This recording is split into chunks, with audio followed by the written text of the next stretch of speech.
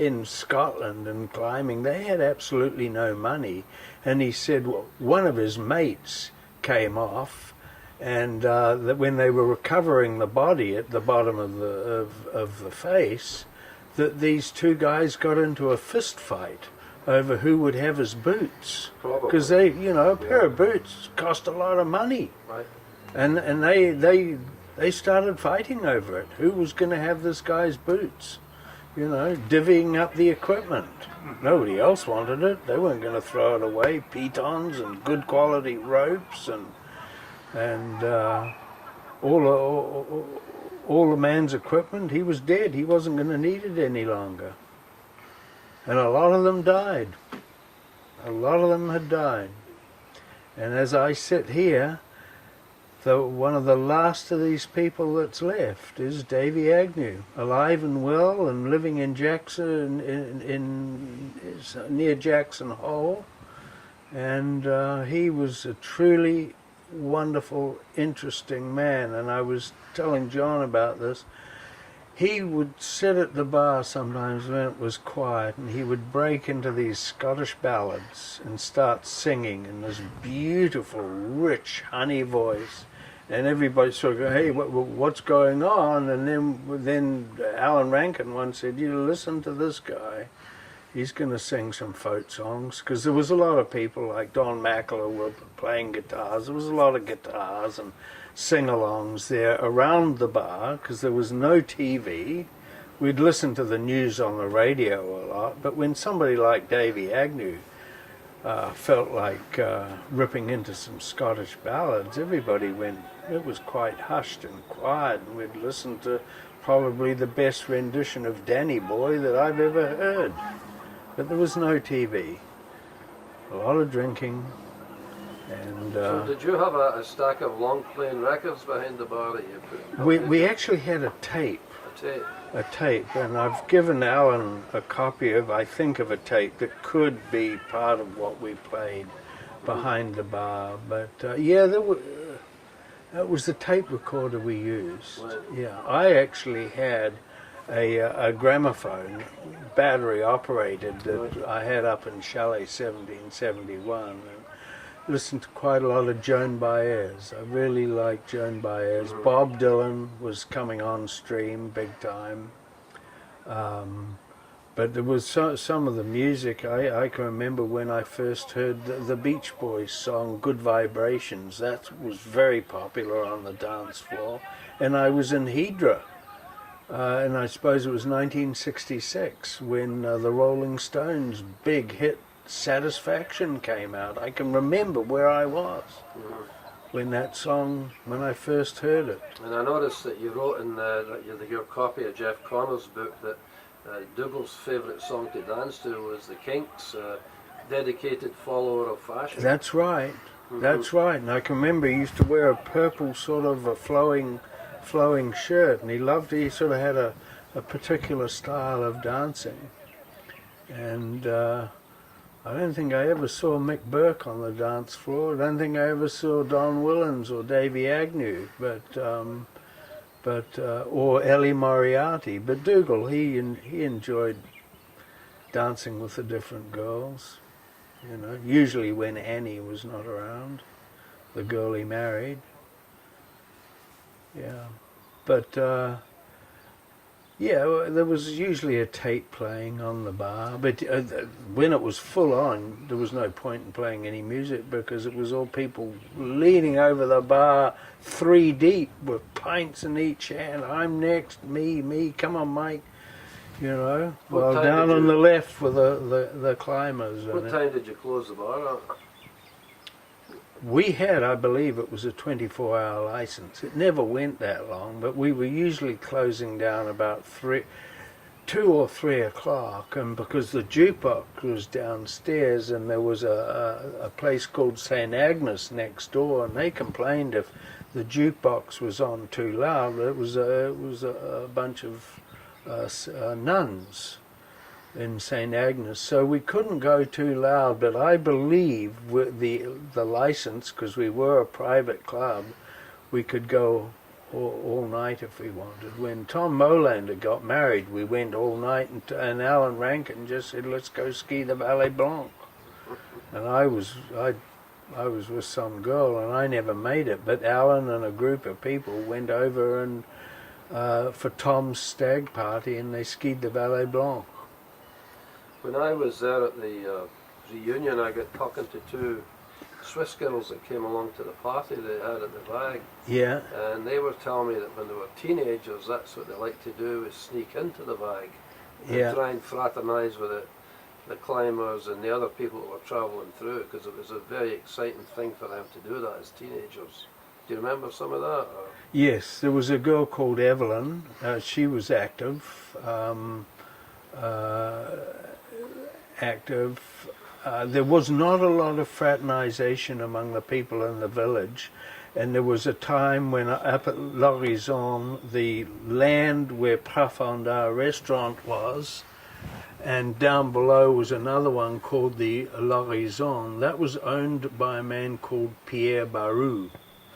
And one time during his birthday, he invited Jamie and I into his family birthday party. And my girlfriend was a Kiwi girl called Jamie, very attractive, fair-headed gal. And when I told Alan Rankin this, that we had been to Pierre Barou's birthday party, he said, "Well, that was a real honour, because the Swiss don't, we're all very welcome in Switzerland as foreigners, but they don't normally fraternise with people, and you have really been honoured to be invited to this man's birthday party, because he was the godfather of Lausanne. He didn't speak any English, but his wife was fluent. And there were all his family around, but they owned the land where the Teleferique was. He was the #1 landowner, and his family had been there so there was no, for years. There was no resistance on the part of the local people to what was going on there, or was there some of them upset about the... Sure was. Yeah. One time I was down in the lower village, and the American ambassador's son, who was at the American college, his name was BJ, and he had hair right down to his waist, really long hair. And I'll always remember an old Swiss guy with lederhosen on and a walking stick, right? He came running across the street. This man with his long hair was an affront to this traditional old Swiss, and he was going, "You imbecile!" You know, and he was talking about his hair, and he started beating on this boy, a young man who took off, and apparently it was the American ambassador's son getting an education at the American college there. I remember that like it was yesterday. "You imbecile!" It was an affront to this man. I mean, Lausanne struck me as a fairly traditional Swiss mountain village. It is. And they're conservative in my area there. I would have said so, but somehow or other, the people seem to be fairly open to a lot of the stuff that's going on. We were reviving this town that had been a TB centre, and it was dying, and all of a sudden the skiing and the prosperity that skiers brought into a resort, all of a sudden this lovely town with its exceptional views over towards Les Dents de Midi and down through the Rhone Valley. And off to the right, as you look down the valley, was Lac Le Mans, or Lake Geneva it's called. And these skiers and the university and the American high school and the Club Vagabond and the Club Med, who catered to French people, all of a sudden they were lifting the whole economic picture of this town and creating employment. And there was no supermarket in the town. The supermarket was down in the valley, down in Aigle, as was the laundromat. And but yes, the local people, the Swiss people, understood that this was bringing back business into their town. But I think this was one of the reasons that people were, I mean, I mean, just because of the TB, tradition of the TB, I mean, it's a fairly cosmopolitan place and had been for a long time. I'm sure and you go you're to right. the graveyard and you see some of these people, the wealthy Americans who died at the turn of the century, the wealthy British people, people from India who came and died there and are buried there Yep. In 1910. Yep. And subsequently, I think that probably there's a long tradition of a sense of cosmopolitan. Yeah. Leighton said he never even thought that he was in Switzerland when he was there. Well, yeah, we didn't fraternize a lot with the Swiss. There was a small group of Swiss local boys that would come into the club because there were some attractive girls there from all sorts of different countries, and a guy called Guy, I think his name was. He had a little bar in the lower village called Chez Doudou, and some of us were invited to go down there and drink. It was in the basement of a family home, and he just said, we can't invite you into our family house. You can't come in and meet Mum and Dad, but because you're really not acceptable as foreigners. But to the older generation, I mean, they didn't mind us being there, but we were always aware of the fact that we were visitors in Switzerland. The laws have changed now, in that people could own land there and all of that. But Guy came to... Different guy. Well, a different Guy. there's another one, Gilbert Bougnon, who was... he used to come up. They used to come up and pull girls on the dance floor. But he wouldn't have known the Guy we were talking about. Not the same guy. there was one Swiss guy who will remain nameless, who was known by the girls as having a habit. He would get them on the dance floor and he would dance cheek to cheek with these girls and develop a really strong erection. And he danced really tight with these girls, and we would make bets on how long the girl would last before she broke away, because it was quite obvious what he wanted.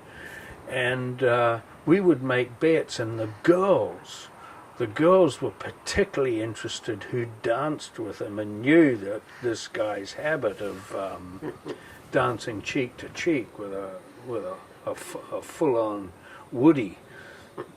And they would make bets, and then the thing that would be interesting, if a new group would come in, a tour group, and some poor girl who'd been without any attention for a long time would see Bougnon, would see these, this girl would stick it out with him, and the girls would make a joke and say, well, he's got this girl tonight, he'll be off with her. And of course he was. But it was interesting to see which girls would go the distance and which girls wouldn't.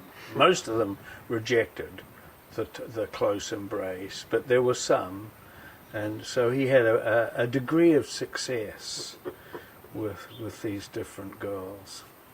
So was there a striking difference between the young people in Lausanne and you guys that were coming in there? I think so. There was? Yes, I think so. I think we were very different cultures. We were all traveling, traveling all over Europe, and I don't think some of these people had ever really been out of the town that they lived in. You know, there would be one guy called Claudie Pernay. He would come through. He didn't speak any English, but every winter he would win races. He was really a good skier, and he would win local races. He was a hot shot and on the Swiss team, and he would come into the bar with his latest cup, a big trophy, and he would ask that me to fill it up with green chartreuse, and then he would pass it around to celebrate his victory, with this horrible green peppermint sweet drink in it. But he would insist, and he would be absolutely sideways, this little guy who could really ski. really ski. And then there were the French instructors, because at this stage I was there, it was just before the Grenoble Olympics, and in the Grenoble Olympics the French won everything. Jean-Claude Killy got 3 golds. It was in the days of Guy Perrelat, Leo Lacroix, who I got to know personally, Killy, Jean-Paul Jolifier, who ended up in Aspen, and they were all skiing on one ski. It was a dynamic VR7 or VR17, and it was black, and it had a white base, yellow base and yellow sidewalls, and it was the absolute pinnacle of French skiing. They were just winning everything. You know, it had been big rivalry between the French, Italians, Swiss, and the Austrians, with the occasional North American, and by North American I mean American and Canadian, breaking into the medal round, but usually it was Swiss, Austrian, French, or Italians. And this era, it was French were dominating everything with their particular style of skiing, which was the Austrians were doing counter-rotating. You'd go turning to the left and your body would be facing out downhill. The French introduced this technique which we do, it became what we call the Western pig, where you ski with your shoulders, your hips, and your knees, and your feet slightly apart. It wasn't as pretty as, you know, this knee locked in behind each other doing counter-rotation. This French system of being squared over your skis, right, and holding your hands out there where you could see your hands, that was very French, and it's never gone backwards from that, I don't think. In my knowledge of skiing, I believe they set the trend for modern skiing. Very stable, ski anything, and super fast. It's funny, somebody's his Buddy Werner, he was killed in an avalanche, and then I can remember, I think it was in the Grenoble Olympics, an Australian guy called Malcolm Milne, or his brother, it was one of the Milne's boys, he crashed in a downhill and got killed. And there was all these traditional skiing nations saying, well, we shouldn't be allowing amateurs in here competing in the Olympics. They don't really belong here. Well, you know, now you've got people from Jamaica skiing in the Winter Olympics.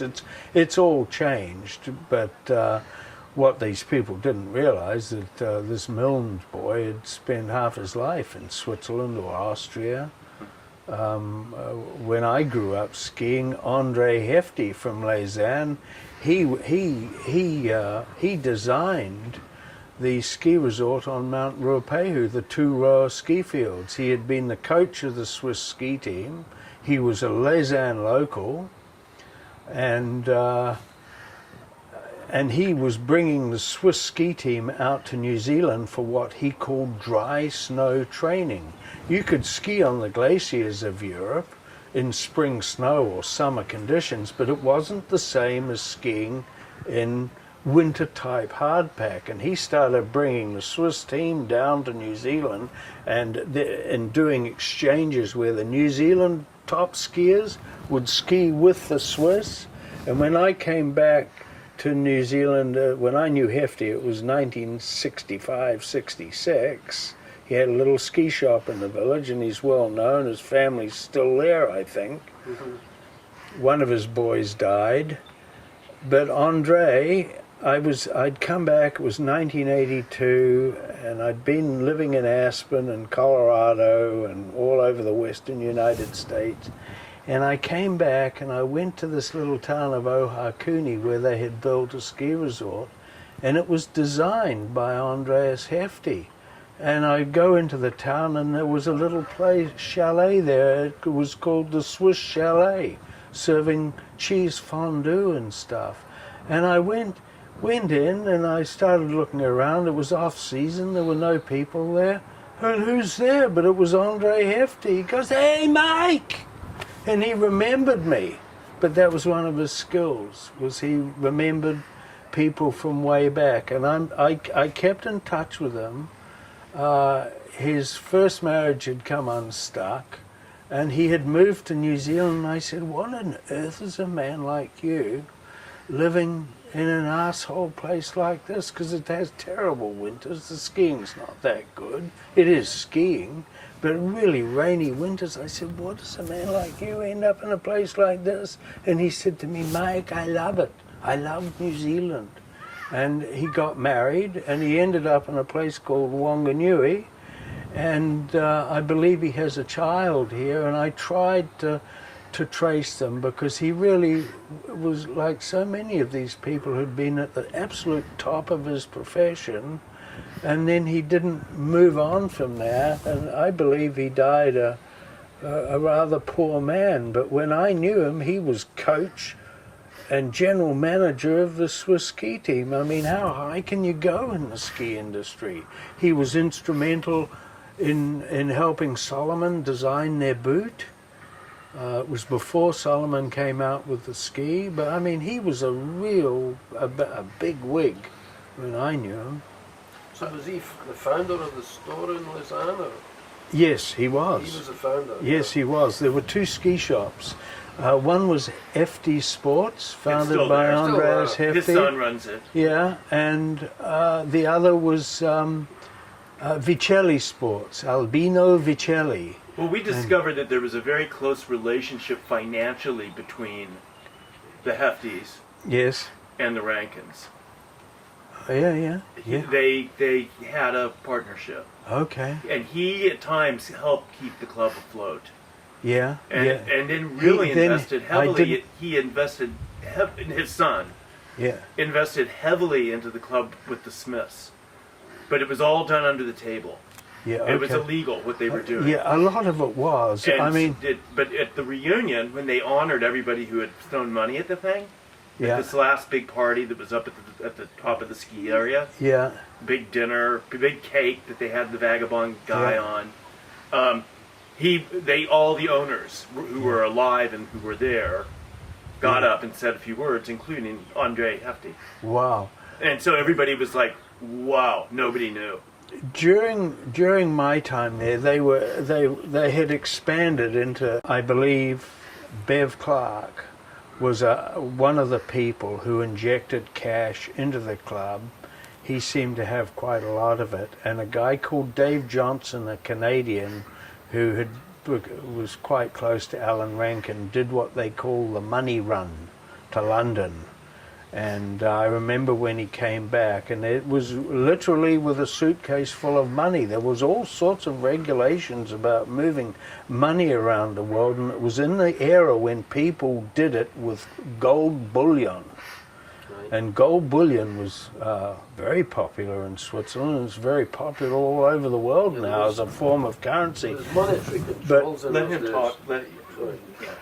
But Dave Johnson did the money run, and it was a success. And it was one of those times where Alan was in the bar having a celebratory drink that they had pulled off the money run, because I suppose I have no idea how much money Bev injected, but if it had been caught, it probably would have just evaporated, you know. But the Club Vagabond during my time there was constantly, you know, the bar was such an important part of their cash flows, because there were people like Auto Tours, who was an English group of people. They would do overland trips from London to India and back, and they would take people on the overland trip to India, and on the way back they would bring another group back, and they would come through the Vagabond, and all of a sudden there would be an influx of 30 or 40 people from this overland tour group coming to town. And I'm pretty sure they had financial difficulties, and one of the big hiccups was when they were unable to meet their financial obligations to the Club Vagabond, having stopped there for 2 days of R&R, because it was tough, these bus trips, packed piled high on the roof with all this gear and camping equipment, and they were quite important during their day, I think. But usually it was just individuals who passed through the clubs. People. There were people who had money, particularly North Americans, who were buying cars in Europe, usually German cars like Volkswagen combi buses, Volkswagens, just general the Volkswagen Bug, but every so often somebody would turn up with a top-end Mercedes, convertible. But there were no Ferraris, no Maseratis. While we're on the subject of Volkswagens, let's take a quick break. Yeah. And you can start thinking about it. I want to hear the whole story about I want to get the story about Spider Savage is a patient, Did you? I looked after him a few months before he was killed.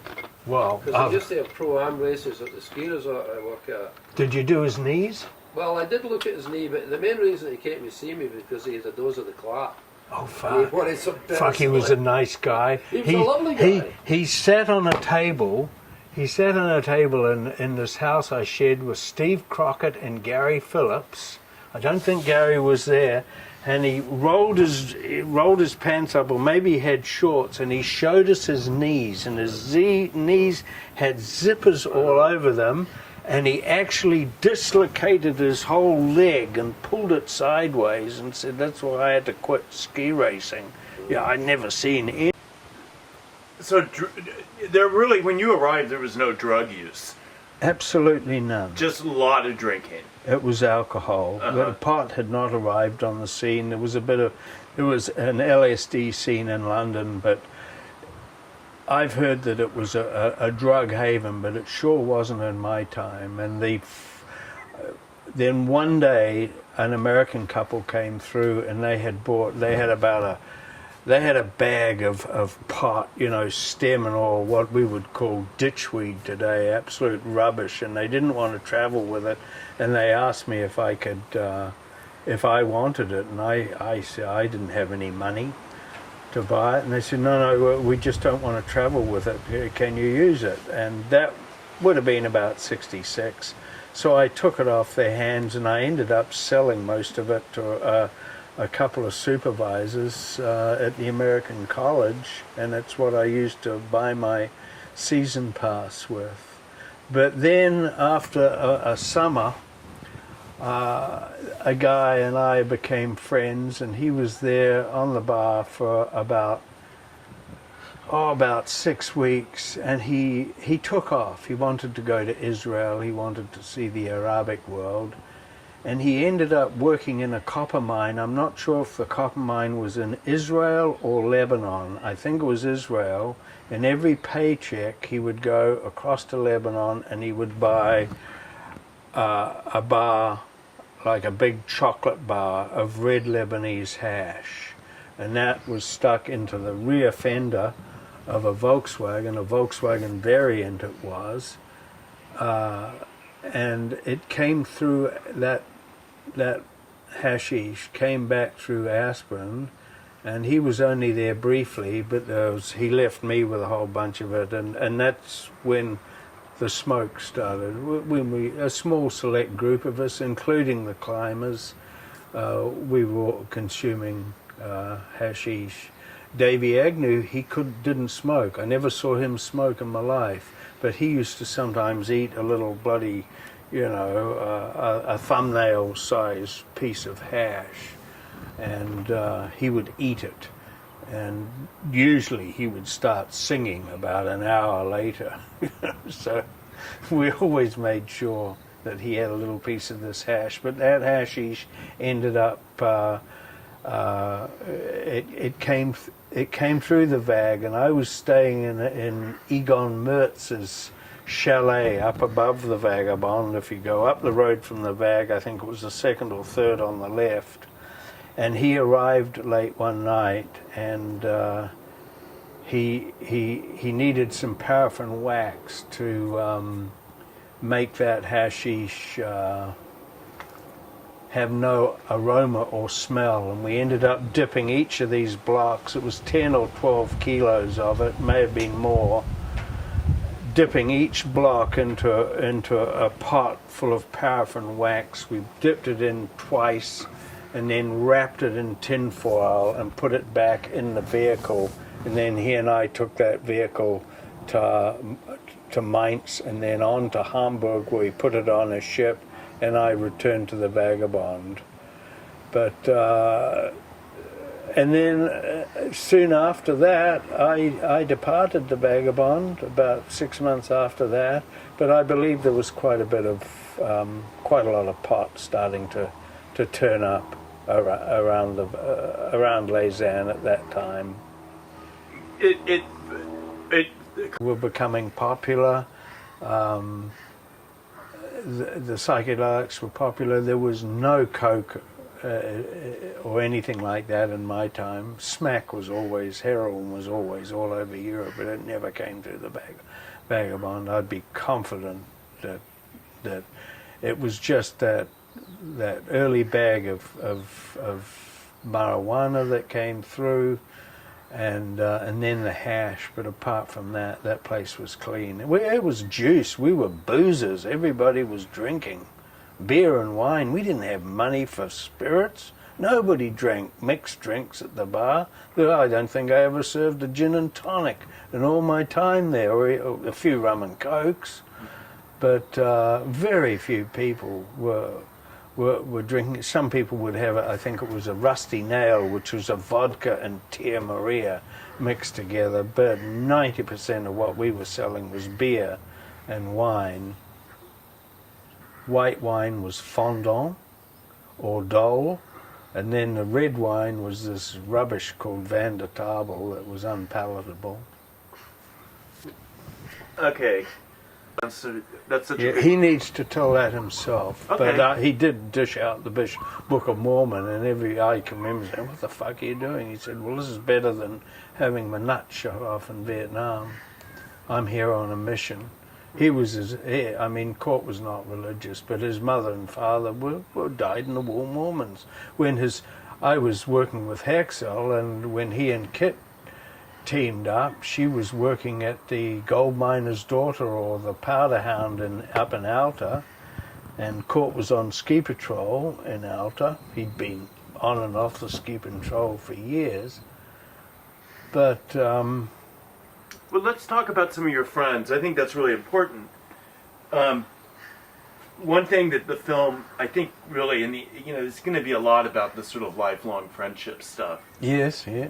I mean, is that something that that's really important part of this whole thing for you?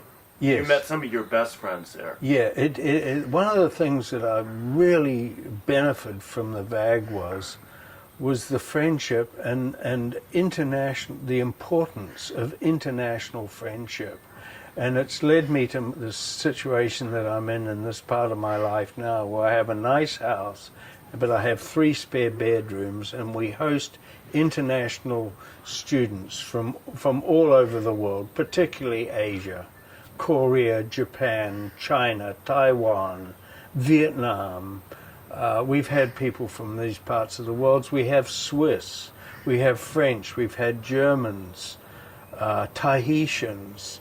And so this house, with its international flavor, really goes back to my time as a 18, 19, 20-year-old in Switzerland. It really made an impression on me to encourage peace and goodwill among all men by international friendship.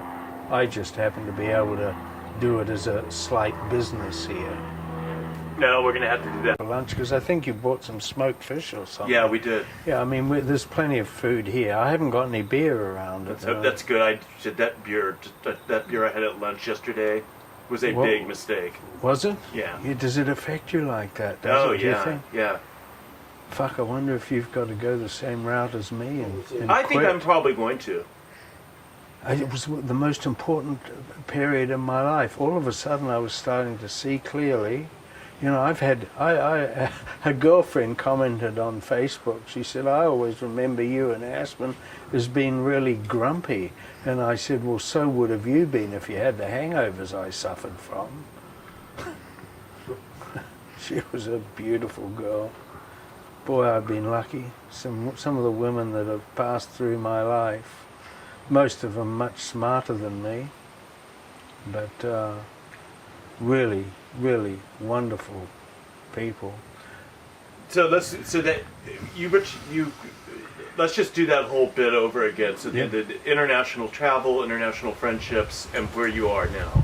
What we just did, just sort of do it over again. Yeah. Well, the Vagabond gave me a respect for other cultures and other nationalities. Although we all had one thing in common, we were all English-speaking people. There were no Asians were coming through Club Vagabond when I was there. There was a couple of Asian Americans or Asian Australians. Asian Americans, one was T. San Lee, a Korean guy or Korean background who'd been in the military in Germany. But one of the people I distinctly remember was a Chinese Australian called Bob Young, and he'd arrived at the Vagabond with his girl Sandy, and they were really on a travel trip together to say goodbye, because he being Chinese and she being dyed in the wool Aussie girl, their relationship was unacceptable to their parents, both the Asian side and the Australian side. Nowadays it's completely different, of course, with intermarriage, but there at the Vagabond, there were no Asians, there were no Negro people. I think some of the most exotic people that we got were some of the Dutch who came through, particularly the Dutch girls, whose parents had often been part of the Dutch-Indonesian contact, and like Vicky Alberts-Dwyer, who looked after the Fougere, her mother was Indonesian, and she was a strikingly beautiful young woman, and much too smarter than any of us.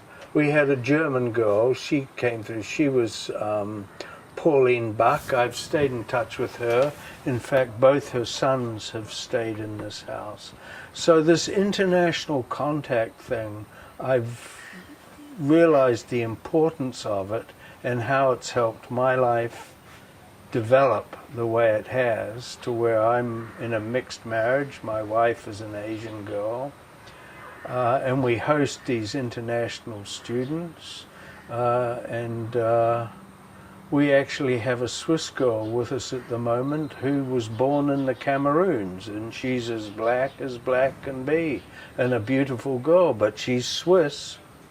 She carries a Swiss passport, and her English is good, and possibly later on today you'll meet her girlfriend, Marianne, who lives in Paris, but she was born on the Ivory Coast, and she's even darker. She's one of the darkest people from Africa I've ever seen, you know, with the white teeth, you know, beautiful girls, wonderful. Have you found in your travels, you haven't, I don't think you've really traveled, say, as extensively as Ducky. I mean, she's really gotten around over the years. And she always likes to talk about how, no matter where she lands, she'll bump into somebody. That wouldn't surprise me. A lot of us are very well traveled. I'm well traveled. Paul Murrell, even before he arrived at the Vagabond, had a passport because he'd been on the Windward Passage as a sailmaker on a famous maxi boat.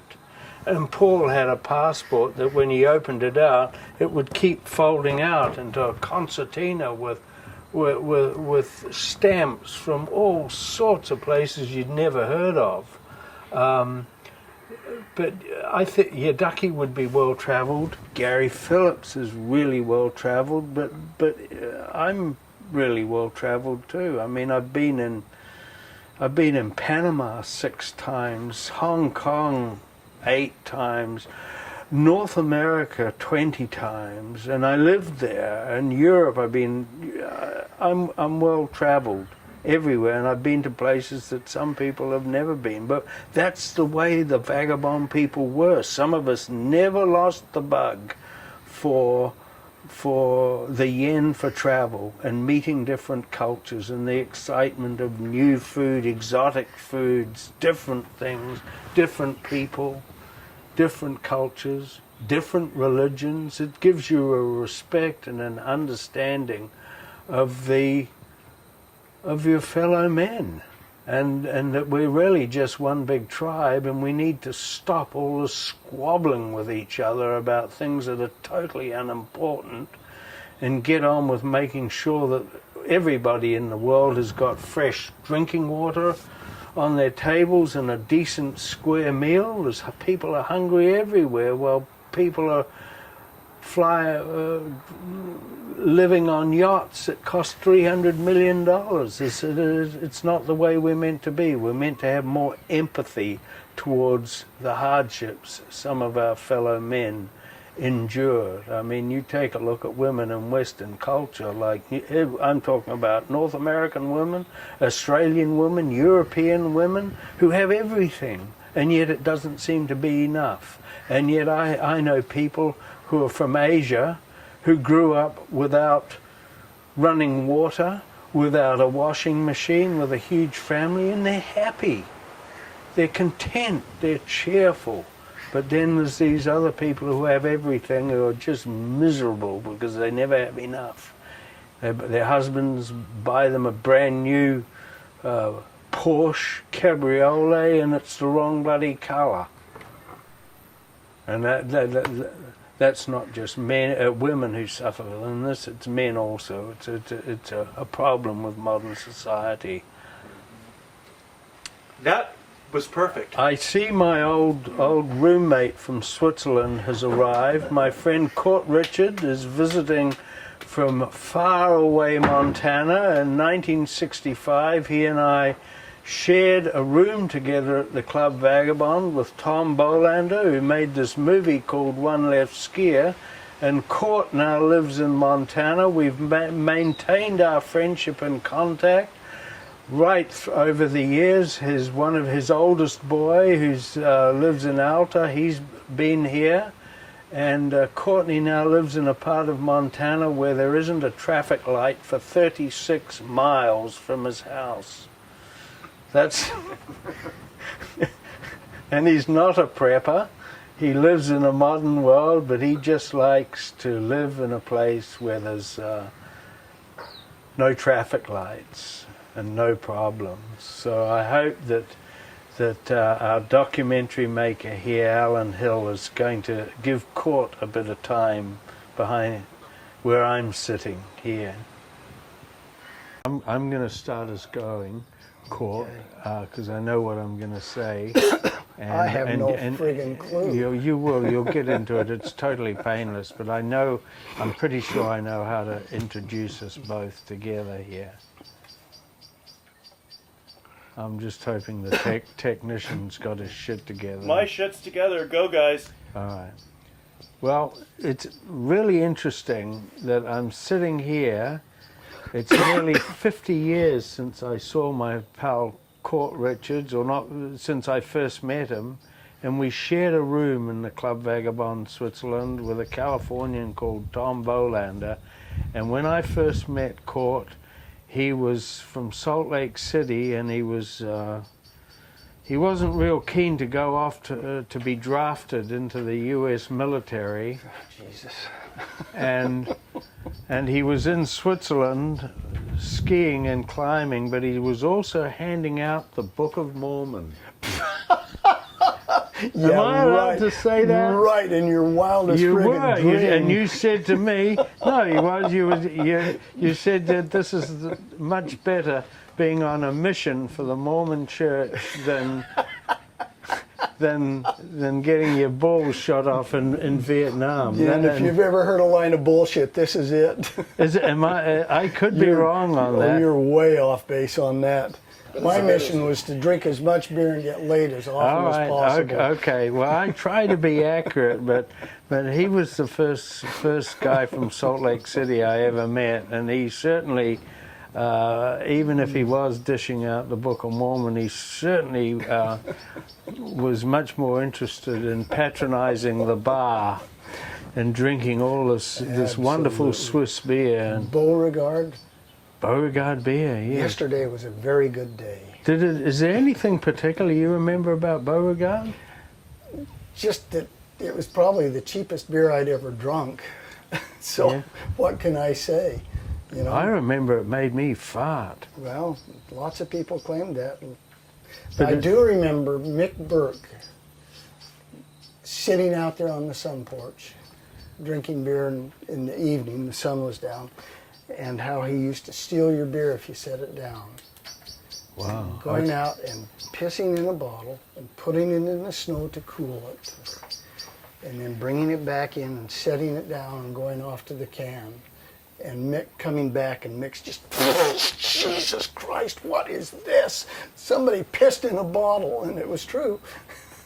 Well, I remember Don Christian, the Australian, on the bar with Davy Agnew, and they were both hard men, Davy from Scotland, Christian and Aussie, and they were into a full evening of it, and I just poured them both a pint of beer, and Don Christian, when Davy wasn't looking, removed his false teeth.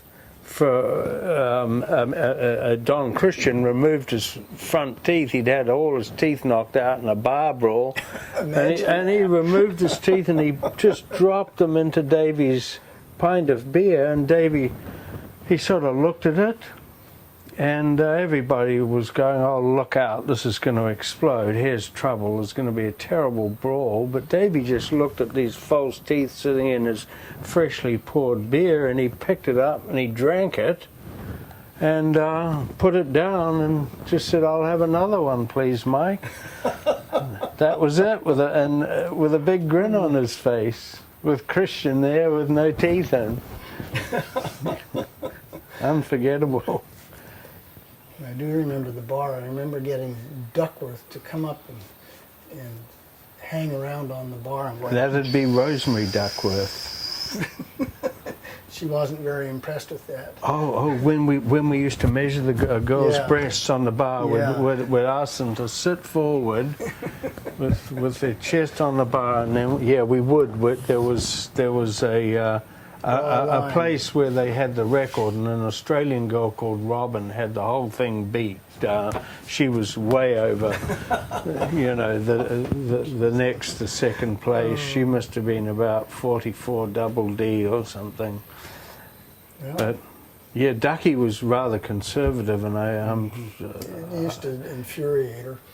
I'll bet it did. Yeah, I mean, she was really, really a conservative girl. She's been through here to New Zealand a couple of times, and Alan has met her. Alan has met many of our mutual friends, Paul Murrell, and of course he's met some of the climbers, Davy Agnew. But so many of them have passed now. So is Paul still in Paonia? Do you know? He is? Okay. He is. I keep regular contact with him. He's absolutely addicted to Nepal, and he has walked from one end of Nepal to the other, and he's crisscrossed Nepal like he has New Zealand. And when he came to New Zealand, he didn't catch trains, and he didn't use rental cars or buses. He walked everywhere. He's a walker. And he was. Well, I just remember his tales about going back and sewing sails for North and getting enough money to buy a one-way ticket somewhere. He was a salesmaker by trade, and he lost his father when he was a young man in a plane crash. But I believe somebody in his family was the Commodore of the San Diego Yacht Club. I may be wrong on that. It may have been his mother who I've met, but Paul was and still is an absolutely committed traveller, but he's specialised in Nepal in recent years. That's, I lost track of him, and I thought when I was down at the 5 Point Film Festival, I really ought to go over there and see if I could find him, but Oh, you should have. Traveling with He's Courtney right lived. there. He has deer in his front yard. He's probably still driving the same truck that he's owned for about 40 years. I mean, he's not into cars. He's got a lovely wife, Claire, and 2 children. I believe Beth is now a qualified doctor. But Paul, when he lived in Aspen, he was a cabinet maker, and he was also on ski patrol at the Highlands. But he was a cabinet maker, and he actually redid the whole kitchen of John Denver, you know, the country road guy who lived in Aspen for a long time.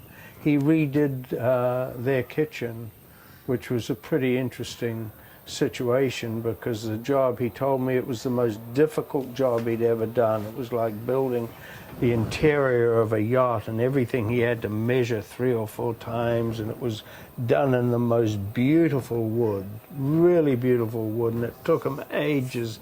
And when he finally trucked that kitchen over from Paonia and installed it in the Denver house up in Starwood, and he said it was just a remarkable work, and he was really proud of the end result.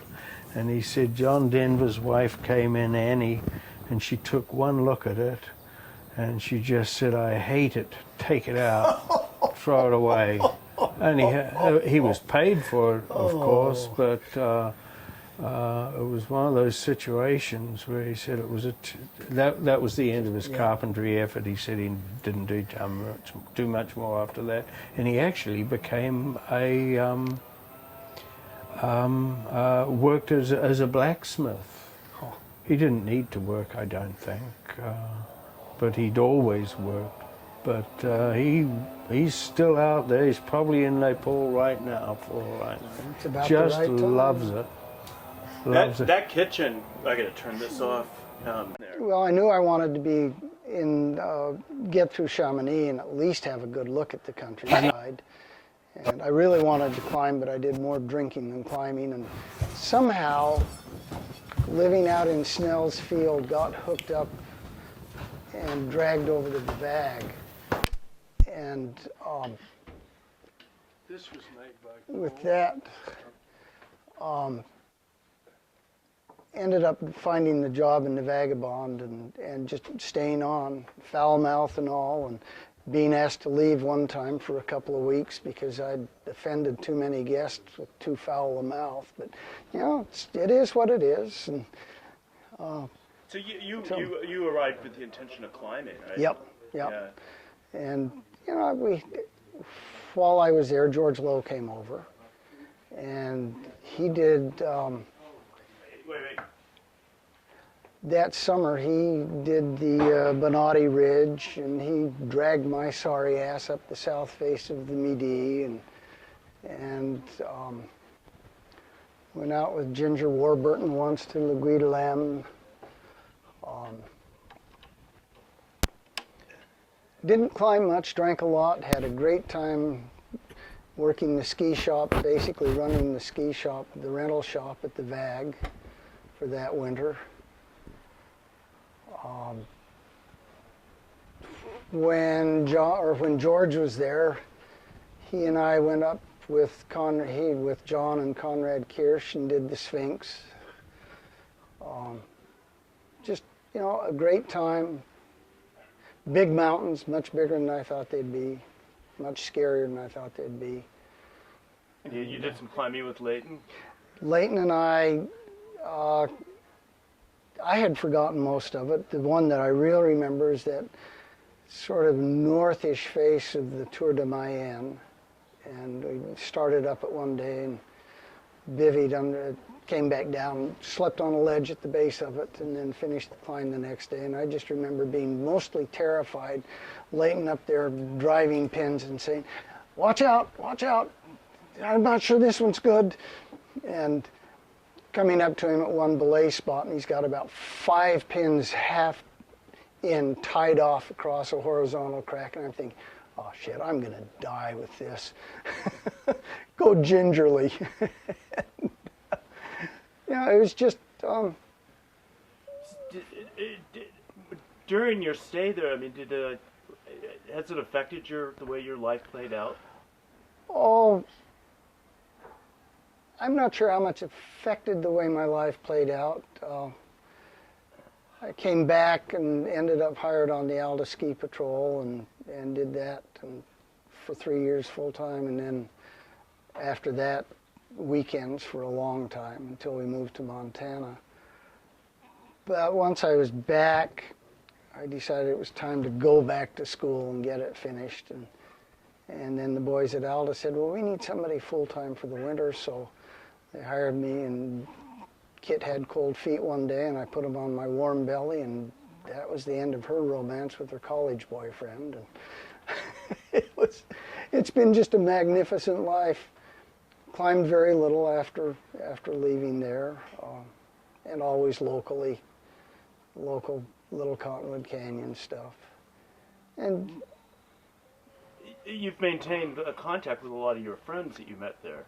Well, I've maintained contact with Mike, mostly because Michael writes such magnificent handwritten letters, and I can hardly scrawl my own name, let alone anything that's legible. But occasionally I'll call, and he'll occasionally send a letter, and it's just an absolute delight when we do hear from him. And we figured, we're going down to do this walk on the South Island, and we better go up to Auckland and spend a couple of days and check in and see how life is. I think we both had a very good life. Played hard, not worked too hard, had wives that supported us to our habits more than anything. So it's been a fun life. And I have stayed in touch with George particularly. But okay. Yeah. That was